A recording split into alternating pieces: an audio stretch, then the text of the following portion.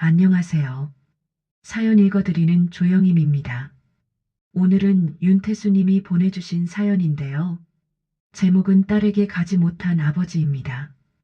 구독과 좋아요는 저희 채널에 큰 힘이 됩니다. 그럼 시작해 볼게요. 안녕하세요. 저는 올해 62, 윤태수라고 합니다. 이 사연을 쓰고 싶어서 쓰기 시작했지만 마무리해서 보내는데 한 달이 걸렸습니다. 무슨 말부터 해야 할지 몰라서요. 제가 딸과 헤어진 건 20년 전입니다. 아내와의 불화가 깊어지던 때였어요. 매일같이 싸웠습니다. 처음엔 작은 다툼이었는데 점점 커졌죠. 그때 딸아이는 겨우 7살이었습니다. 결국 아내는 딸을 데리고 집을 나갔습니다. 저는 막지 않았어요. 아니, 막을 수 없었습니다. 제 자존심이, 제 고집이 그걸 허락하지 않았어요. 연락 오겠지, 돌아오겠지, 그렇게 생각했습니다. 하지만 일주일이 지나고 한 달이 지나고 1년이 지나도 연락은 없었습니다. 저도 먼저 연락하지 못했어요. 미안하다는 말 한마디가 그렇게 어려운 줄 몰랐습니다. 그렇게 20년이 넘는 세월이 흘렀습니다. 딸의 얼굴은 7살 때 그대로 제 기억 속에 멈춰 있었어요. 가끔 길에서 비슷한 또래의 여자아이를 보면 우리 딸도 저렇게 컸을까 생각했습니다. 저는 나쁜 아버지입니다. 20년 동안 단 한 통의 전화도 한 장의 편지도 보내지 못한 비겁한 사람이에요. 하지만 단 하루도 딸을 잊은 적은 없습니다. 그게 제 유일한 변명입니다. 그러던 지난달이었습니다. 동네 마트에 장을 보러 갔어요. 계산을 하고 나오는데 입구에서 누군가와 부딪힐 뻔했습니다. 아, 죄송합니다. 고개를 들어보니 아주 오래전에 본 얼굴이었어요. 딸이 어렸을 때 같은 유치원에 다니던 친구 엄마였습니다. 어머, 지연이 아버님 아니세요? 세상에, 여기 사세요? 아, 네. 여기 어떻게... 저희도 이 동네로 이사 왔어요. 세상 참 좁네요. 어색하게 인사를 나눴습니다.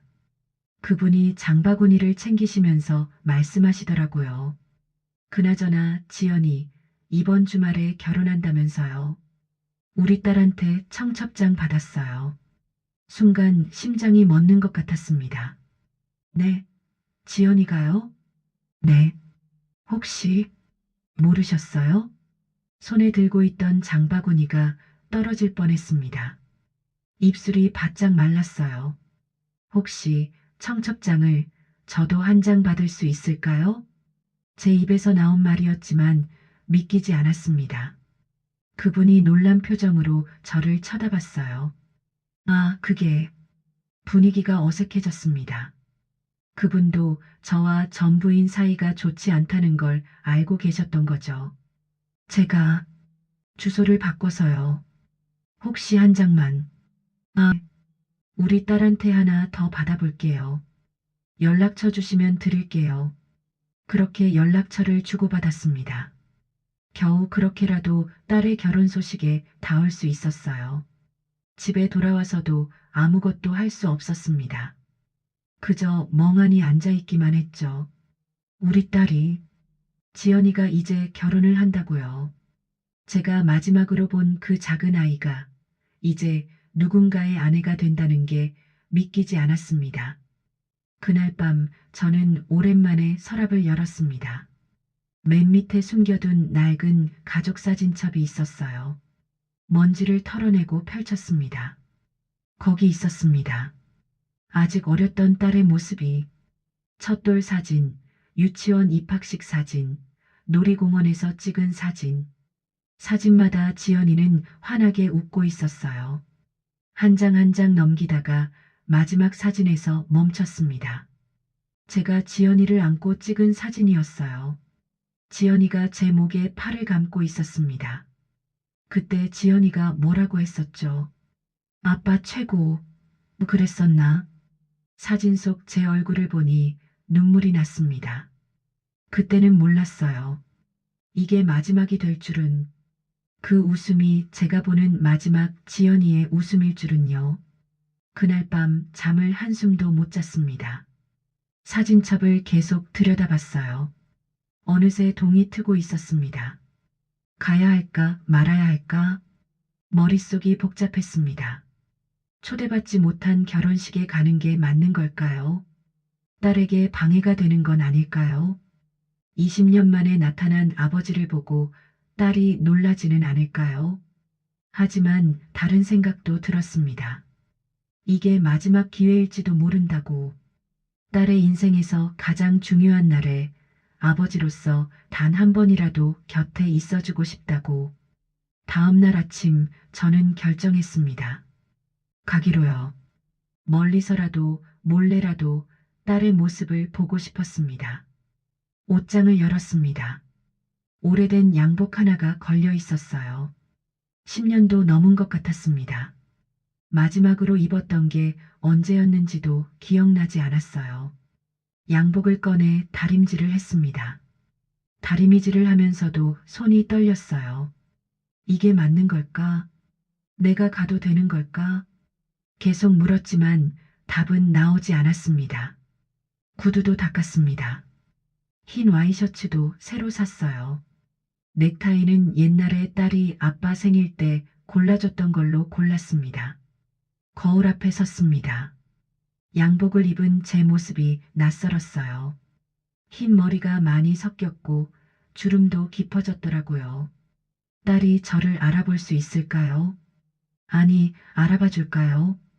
며칠 동안 그 생각만 했습니다. 밥맛도 없었고 TV도 눈에 안 들어왔어요. 그저 시계만 보면서 날짜가 다가오기를 기다렸습니다. 그리고 사흘 뒤 지연이 친구 엄마한테서 연락이 왔습니다. 청첩장을 받으러 나오라고요. 카페에서 만났습니다. 그분이 조심스럽게 봉투를 건네주시더라고요. 지연이한테는 말 안 했어요. 그냥 제가 한 장 더 받았다고만.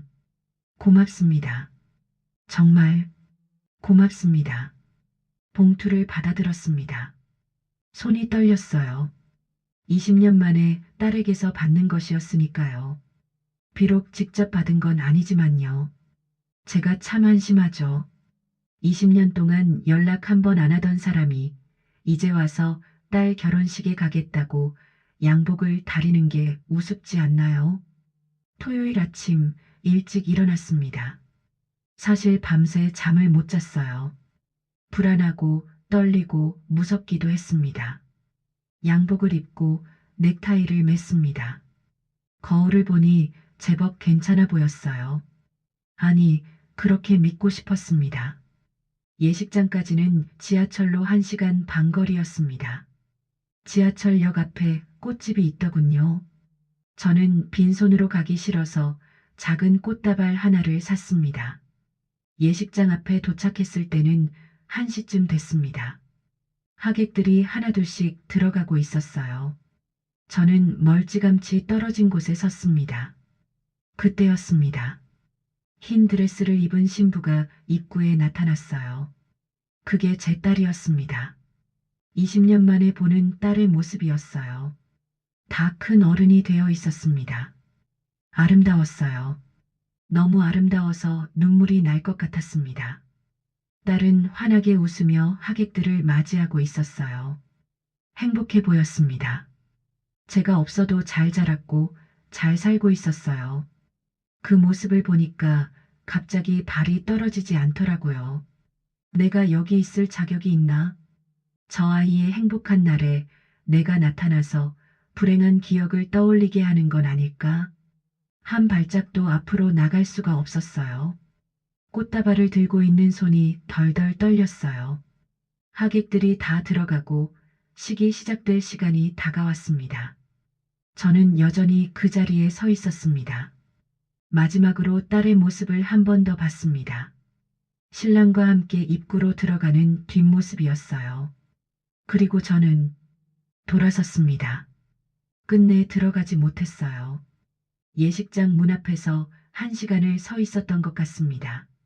안에서는 식이 한창 진행되고 있었겠죠. 축가도 울려 퍼지고 줄의 말씀도 있고 신랑 신부가 절하는 모습도 있었겠죠. 하지만 저는 그 모든 걸 볼 수 없었습니다. 유리문 너머로 희미하게 보이는 것만 바라봤어요. 식이 끝날 시간이 다가왔습니다. 하객들이 하나둘씩 나오기 시작했어요. 모두들 행복한 표정이었습니다.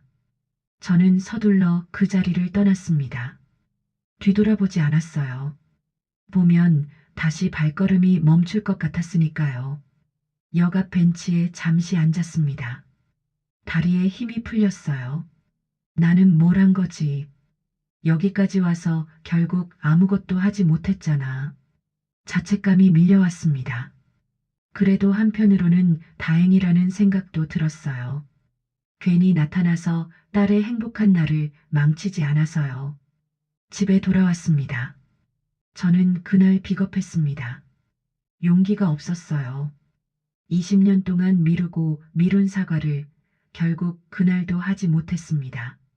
집에 돌아와서도 아무것도 할 수가 없었습니다. TV를 켜도 무슨 내용인지 들어오지 않았어요. 저녁도 먹지 않았습니다. 그냥 소파에 앉아서 멍하니 있었습니다. 창밖을 보니 어느새 밤이 되어 있더라고요. 딸은 지금쯤 뭘 하고 있을까? 신혼여행 준비를 하고 있을까? 행복할까? 그런 생각만 했습니다. 밤 10시쯤 됐을 겁니다. 제 집 앞에 누군가의 발소리가 나더니 멈췄습니다. 무언가 바닥에 놓는 소리가 났어요. 그리고 다시 발소리가 멀어졌습니다. 처음엔 그냥 지나쳤습니다. 어차피 잘못 찾아온 택배겠거니 했어요. 하지만 마음이 신경 쓰여서 문을 열어봤습니다. 흰색 봉투 하나가 문 앞에 놓여 있었어요. 천천히 봉투를 집어들었습니다. 안에 뭔가 들어 있었습니다. 거실로 들어와 불을 환하게 켰습니다. 손이 떨려서 봉투를 뜯는데 시간이 걸렸어요. 봉투 안에는 두 가지가 들어 있었습니다. 하나는 결혼식 청첩장이었습니다. 예쁘게 인쇄된 제 딸의 이름이 적힌 청첩장이요. 그리고 다른 하나는 손편지였습니다. 편지를 펼쳤습니다. 아빠에게. 아빠, 저예요. 지연이. 갑자기 이런 편지를 받으시면 놀라시겠죠. 저도 이 편지를 쓰는 게 쉽지 않았어요. 사실은요, 아빠. 청첩장을 보냈었어요. 2달 전에요. 엄마한테 물어서 옛날 주소로 보냈는데 나중에 알았어요. 아빠가 이사 가셨다는 걸.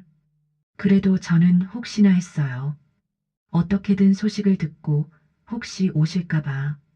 결혼식 날 저는 계속 입구를 봤어요. 하객들 한 분 한 분 얼굴을 다 봤어요. 아빠가 혹시 오시지 않을까 해서요. 신랑은 왜 자꾸 입구를 쳐다보냐고 물었어요. 그냥 긴장돼서 그런다고 했어요. 진짜 이유는 말하지 못했어요. 식이 시작되기 직전이었어요. 마지막으로 한 번 더 밖을 봤는데 저 멀리 한 분이 서 계시더라고요. 양복을 입고 꽃다발을 들고 계셨어요. 한참을 그렇게 서 계시다가 돌아서셨어요. 아빠였어요. 알아봤어요.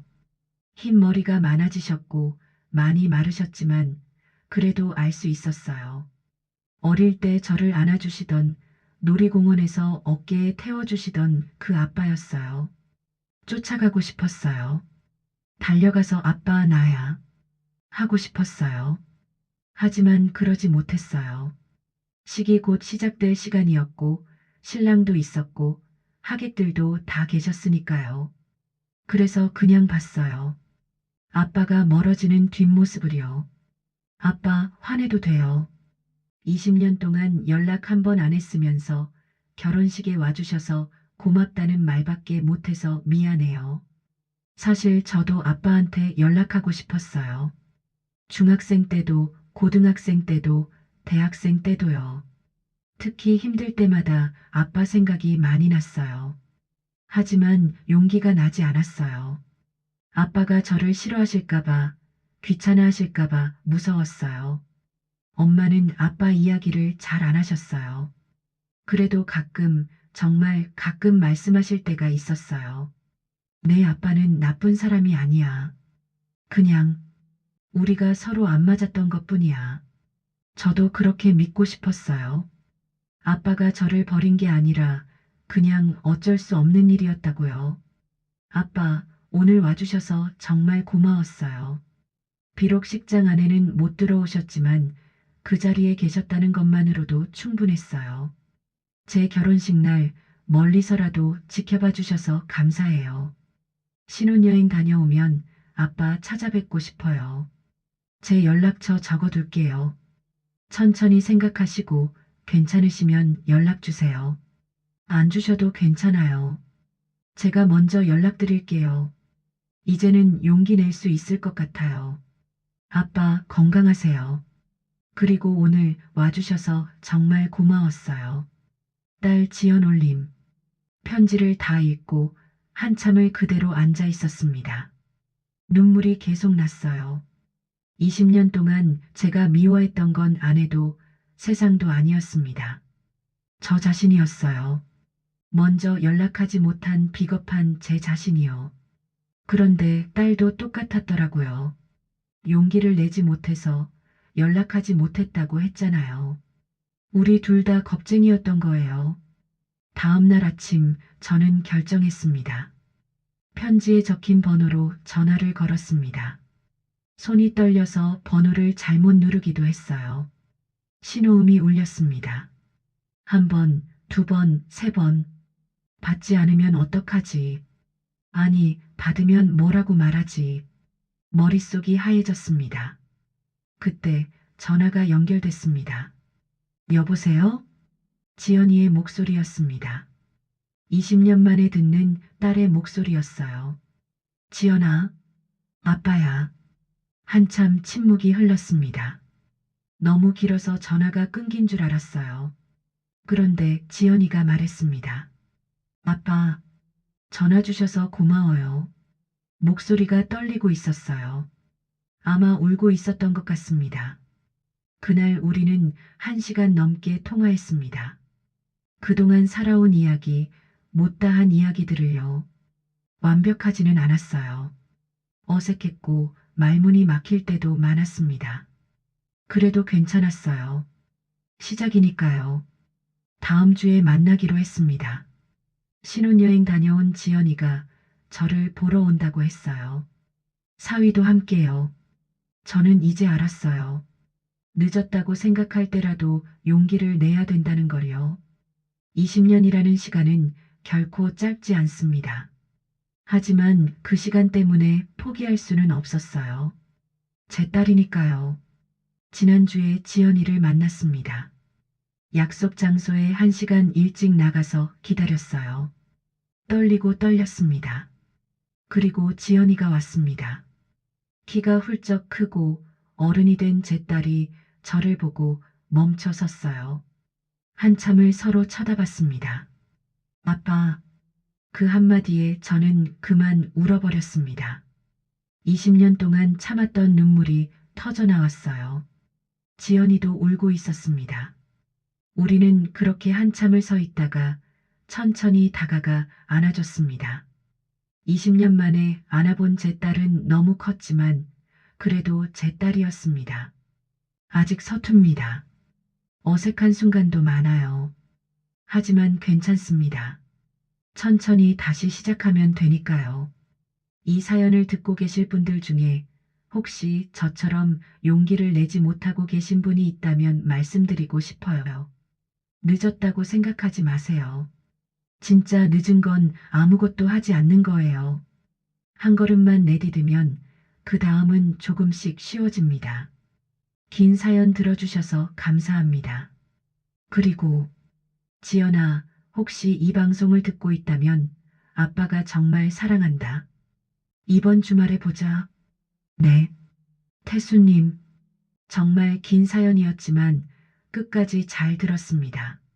아니, 우리 청취자분들 모두 함께 들었어요.